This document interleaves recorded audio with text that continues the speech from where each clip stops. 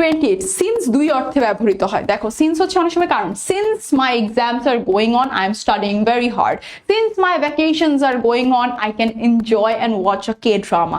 তার মানে এটা কারণ বুঝাচ্ছে। আরেকটা হতে পারে I have been teaching students since 2022, কখন থেকে, কোন পয়েন্ট অফ টাইম। দেখো আমি তোমাকে যদি বলি যে আমি 2022 থেকে স্টুডেন্ট পড়াচ্ছি, তাহলে এটা কি হবে I have been teaching students since 2022। কিন্তু আমি যদি বলি যে আমি ধরো কত বছর, 4 বছর ধরে পড়াচ্ছি, তাহলে আমি কিভাবে বলবো? আমি কি বলবো since 4 years? না, আমি বলবো I have been teaching students for 4 years। So notice the difference students, it's very easy। তুমি যখন কোন একটা পয়েন্ট অফ টাইম থেকে বলবে যে কোনো কাজ, যে I have been, point of time denote করবে, ঠিক আছে? যে ধরো I have been studying since 7 PM। ধরো তুমি টিভি দেখতে গেছো, বাসায় বলছো তুমি এখন টিভি দেখতেছো কেন? তুমি বলবে যে আমি 7টা থেকে পড়তেছি। তখন বাজে 11টা, তুমি 7টা থেকে পড়তেছো। কিন্তু তুমি এভাবেও বলতে পারো যে I have been। তুমি যখন ডিউরেশন বা পিরিয়ড অফ টাইম বুঝাবা, আমার প্রথম এটা পড়ার পর বেশ প্যাচ লাগছিল, I think it was around class 3 বা 5 থাকতে আমার এটা খুব প্যারা লাগতো। আমি বুঝতাম না এটা period of time, point of time কি। আমি তোমাদেরকে খুব মজা করে জিনিসটা বুঝাই। পিরিয়ড অফ টাইম যখন বুঝাবে তখন কি হবে দেখো, I have been studying for, ধরো 10টা বাজে এখন, 3 hours। তাহলে নোট স্টুডেন্টস, তুমি এক জায়গায় ফর ইউজ করছো আর এক জায়গায় সিন্স ইউজ করছো। এটা হয়তো এটার সাথে ডিরেক্টলি রিলেটেড না, আমি তোমাদেরকে একটা টাইম গ্রাফ দিয়ে বলি।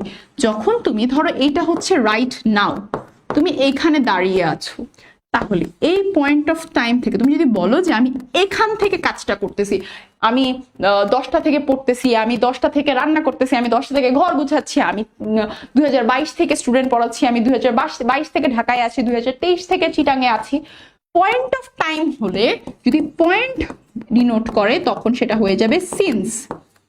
আর যদি তুমি কি করো, তুমি ধরো এমন করে দিচ্ছ যে আমি এতদিন, পিরিয়ড অফ টাইম, তুমি যদি পিরিয়ড অফ টাইম বলো সেই ক্ষেত্রে সেটা হয়ে যাবে ফর। যে I have been studying for 4 years, I have been living in Dhaka for 6 years, I have been cooking for 4 hours। So যখন তুমি পিরিয়ড অফ টাইম বা ডিউরেশন মেনশন করে দিবে তখন এটা ফর হবে। আর যখন পয়েন্ট অফ টাইম, একটা পয়েন্ট বলে দিবে যে এতটা থেকে এত সাল থেকে, তখন সিন্স হবে। Very easy I think. আচ্ছা, তো আই থিঙ্ক আর কি আছে আমাদের? হ্যাঁ, এস তো বললামই। সিন্সের ক্ষেত্রে, সিন্স যেহেতু কথা উঠলো, সো সিন্সের ক্ষেত্রে প্রেজেন্ট, আগে প্রেজেন্ট হচ্ছে, পাস্ট ইনডেফিনিট হচ্ছে। আবার যদি সিন্সের আগে যদি প্রেজেন্ট হয়, সিন্সের আগে যদি প্রেজেন্ট হয় পরে পাস্ট ইনডেফিনিট হবে, আর সিন্সের আগে যদি পাস্ট ইনডেফিনিট হয় পরে পাস্ট পারফেক্ট হবে। আমি তোমাদেরকে একটু দেখাই এক্সাম্পল গুলো, তাহলে বুঝতে সুবিধা হবে। দেখো সিন্সের আগে এখানে বুঝাচ্ছে যে এখানে তোমার কিন্তু এটা কারণ বুঝাচ্ছে, এটা কজ, যে আমার পরীক্ষা চলতেছে জন্য পড়াশোনা করতেছি। Since it's raining he can't go to school, এটা present indefinite, can't go to school, আমি যাইতে পারতেছি না। এবার দেখো এটাও cause, he can't eat well since he is ill, এটা প্রেজেন্ট, এটা হচ্ছে দেখে এটা হচ্ছে।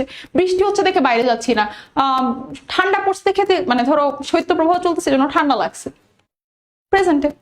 কিন্তু যখন টাইম হয়ে যাবে, দুইটা ডিফারেন্ট টাইম, সিন্সের এই পাশে একটা টাইম, ওই পাশে একটা টাইম, তখন দেখো 10 years হ্যাভ পাস্ট, এটা প্রেজেন্ট না, হ্যাভ পাস্ট প্রেজেন্ট, বলতো কি হবে? Since he met with me, এটা প্রেজেন্ট পারফেক্ট। এরপরে পাস্ট ইনডেফিনিট বসতেছে, 2 years past, 2 years past, past indefinite বসতেছে। এই যে পাস্ট ইনডেফিনিট ভার্বের সেকেন্ড ফর্ম, তাহলে সিন্সের পর কি হবে? Since Argentina had won the title, had won the title, 2 বছর হয়ে গেছে আর্জেন্টিনার টাইটেল জেতার আগে। এটা হচ্ছে 10 বছর হয়েছে since he met me. So সিন্সের একটু ইজি যদি বলি, সিন্সের আগে যদি তুমি দেখো প্রেজেন্ট পারফেক্ট বসছে, পরে পাস্ট ইনডেফিনিট বসবে। আর সিন্সের আগে যদি তুমি দেখো যে পাস্ট ইনডেফিনিট বসছে, পরে পাস্ট পারফেক্ট বসবে।